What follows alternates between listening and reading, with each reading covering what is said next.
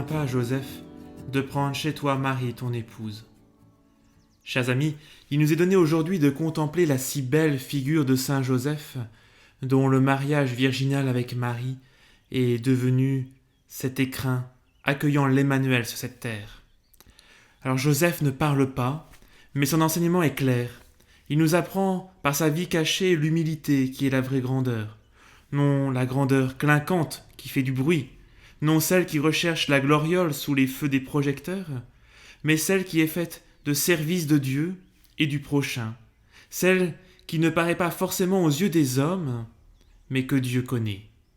Joseph nous apprend la grandeur d'un travail qui, certes, peut être monotone, comme le travail du bois dans un atelier de charpentier, mais qui est aussi joyeux et fécond parce que réalisé avec amour.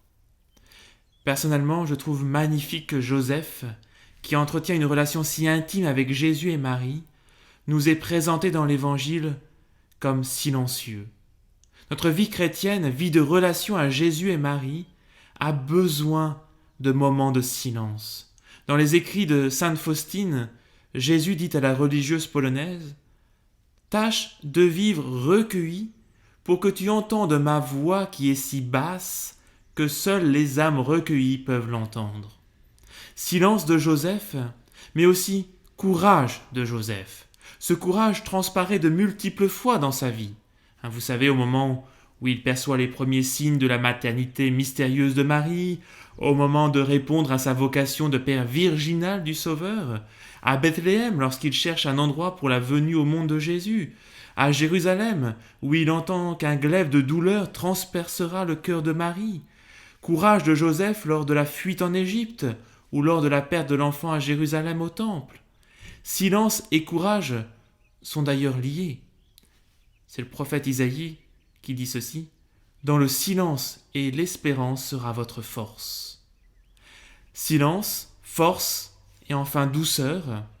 Joseph accueille chez lui avec une tendresse respectueuse Marie et l'enfant qu'elle porte en elle, dont Dieu lui a révélé le mystère.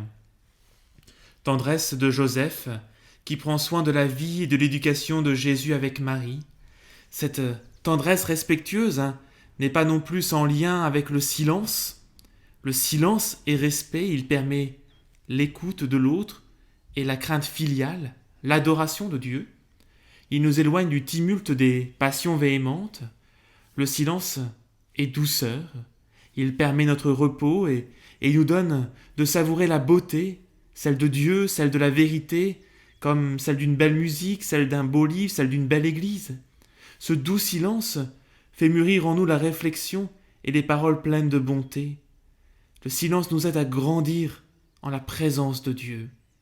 C'est l'école de l'oraison.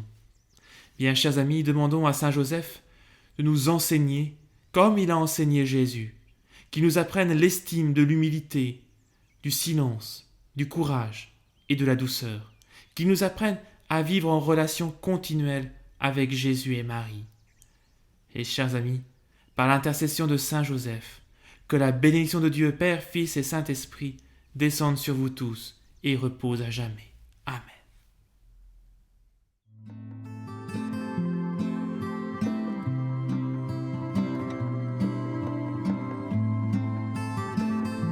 Écoutez la parole du jour chaque jour sur Catoglade.